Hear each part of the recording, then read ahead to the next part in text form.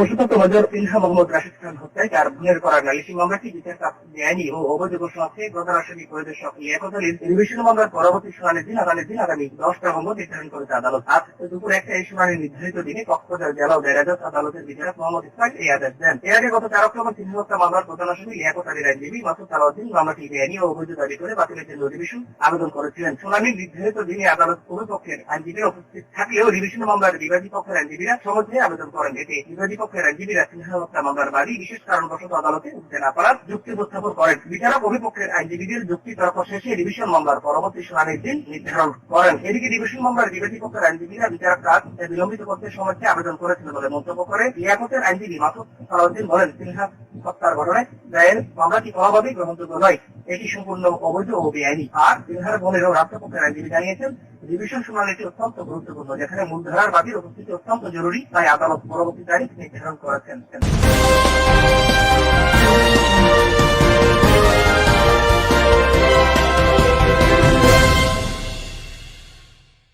বন্দরের বহিরঙ্গনের খেলা সহ নদীপথে পণ্য পরিবহন বন্ধ। বাংলাদেশ ম্যাটেরিয়াল শ্রমিক ইউনিয়ন ও বাংলাদেশ শ্রমিক ফেডারেশনের কর্মবিরতির কারণে চট্টগ্রাম বন্দরের বহিরঙ্গনে পণ্য খেলা সহ নদীপথে পণ্য পরিবহন বন্ধ হয়ে গেছে। 1,500-এর বেশি ল্যাটেরাল জাহাজ, ওয়েল, ট্যাঙ্কার, বাল্ক কেমন আছে কর্ণফুলী নদীতে। সকালে বাংলাদেশ নৌযান শ্রমিক ফেডারেশনের যুগ্ম সাধারণ সম্পাদক নবী আলম বলেন, মধ্যরাত থেকে আমাদের কর্মবিরতি শুরু হয়েছে। বড় জাহাজ থেকে ছোট জাহাজে পণ্য খালাস বন্ধ রয়েছে। বহিরঙ্গের অর্ধশতাধিক বড় জাহাজ রয়েছে। নদীপথে পণ্যবাহী কোনো নৌযান চলাচল করছে না। কিছু ল্যাটেরাল জাহাজ চলাচল বা পণ্য খালাসের চেষ্টা করলেও আশেপাশে ল্যাটেরাল জাহাজের শ্রমিকরা জোর করে কাজ বন্ধ করে দেন। কর্ণফুলী নদী সহ বিভিন্ন নিরাপদ স্থানে অলস বসে আছে লাইটারের ট্যাঙ্কার, বাল্ক হ্যাটগুলো। চট্টগ্রাম বন্দর কর্তৃপক্ষের সচিব প্রমোদ ফারুক জানান, বহিরঙ্গের লাইটার জাহাজ চলাচল না করলেও বন্দরের মূল jetty, BCCT, MCT, river boring, dolphin oil jetty ও স্পেশাল পার্টে কন্টেনার ও কার্গো হ্যান্ডেলিং, বন্দর থেকে লরি, ট্রাক, কাভার্ড ভ্যানের পণ্য কন্টেনার ডেলিভারি স্বাভাবিক রয়েছে। ওয়াটার ট্রান্সপোর্ট সিস্টেমের একজন কর্মকর্তা জানান, প্রতিদিন লাইটারের জাহাজগুলো ডব্লিউটিসি থেকে সিরিয়াল দিল। আজ মঙ্গলবার কর্মবিরতির কারণে কোনো বুকিং নেই। এদিকে নৌযান শ্রমিকদের কর্মবিরতির কারণে পণ্যবাহী জাহাজ চলাচল বন্ধ হয়ে পড়ে। বিভিন্ন শিল্প কারখানার কাঁচামাল পরিবহন কার্যত বন্ধ রয়েছে। এতে নিরবচ্ছিন্ন উৎপাদন সাপ্লাই চেইন স্বাভাবিক রাখা নিয়ে উদ্বেগ দেখা দিয়েছে আমদানিকারক ও শিল্প উদ্যোক্তাদের মধ্যে।